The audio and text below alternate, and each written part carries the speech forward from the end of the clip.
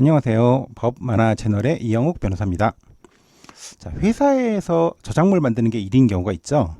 그런 분들이 우리 특히 친한 엔터테인먼트 분야에는 아주 굉장히 많이 있습니다. 회사에서 저작물을 만들면 그 권리가 어떻게 되는지 한번 생각을 해보겠습니다. 자, 질문입니다. 저는 만화 프로덕션에 소속되어 만화를 그리다 사정상 퇴사를 하였습니다. 당시 일정한 월급을 받았고 제 작업은 만화책으로도 나왔고요. 물론 이제 프로덕션 이름으로 나왔겠죠. 그런데 저희 퇴사 후 프로덕션에서는 그 만화를 인터넷으로 서비스하고 다시 연재도 하는 등으로 활용을 하네요. 이렇게 마음대로 쓰려면 저의 허락을 받거나 저에게 추가로 대가를 줘야 하는 것 아닌가요? 결국 이 상담자가 그때 만든 작업이 권리가 어떻게 되느냐 문제가 되겠죠.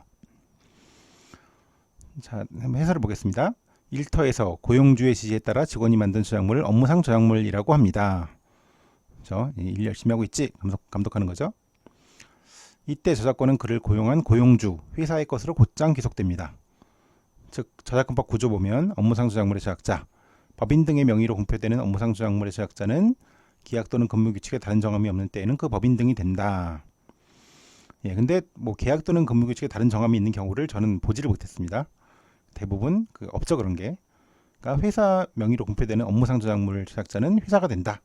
고용자가 된다. 회사 직원이 회사로부터 월급을 받고 일을 했으면 그 결과물도 회사 것이라는 거죠.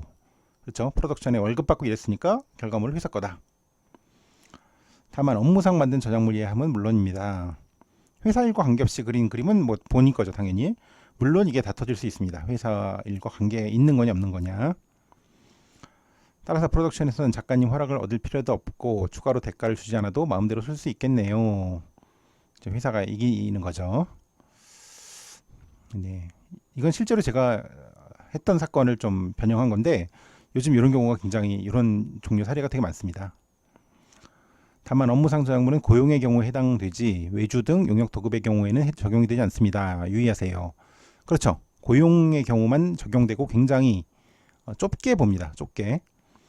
완전한 고용의 경우에만 적용이 되는 거고 외주같이 용역 도급한 경우는 당연히 만든 사람한테 기속이 되는 거고 그걸 회사가 양도받을 수는 있겠죠.